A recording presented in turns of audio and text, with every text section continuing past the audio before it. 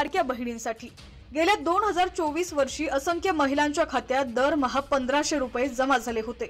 हे पैसे आता महिलांना नवीन वर्षात देखील मिळणार आहेत। जानेवारीमध्ये महिलांच्या खात्यात 7वा हप्ता मिळणार आहे। बातमी सविस्तर पाहूया त्याआधी तुम्ही HPN मराठी न्यूज चॅनल पहिल्यांदाच पाहत असाल आणि अजूनही चॅनलला सबस्क्राइब केलं नसेल तर नक्की सबस्क्राइब करा, जेणेकरून आमचे अपडेट्स लवकरात लवकर तुमच्यापर्यंत पोहोचतील। जानेवारीमध्ये महिलांच्या खात्यात 7वा हप्ता जमा होणार आहे। सरकार संक्रांतीचा मुहूर्त साधण्याची शक्यता आहे, त्यामुळे लाडक्या बहिणींची संक्रांत गोड होणार आहे।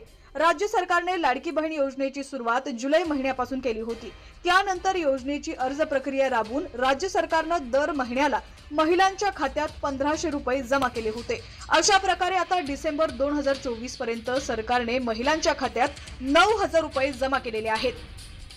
आता नवीन वर्षात जानेवारी महिना उजाडलेला आहे आणि महिलांना त्यांच्या नवीन हप्त्याची प्रतीक्षा लागली आहे, पण तो किती तारखेला महिलांच्या खात्यात जमा होणार आहे याची अद्याप तरी माहिती मिळू शकलेली नाहीये। पण राज्य सरकार लाडक्या बहिणींना गोड बातमी देण्याच्या तयारीत आहे।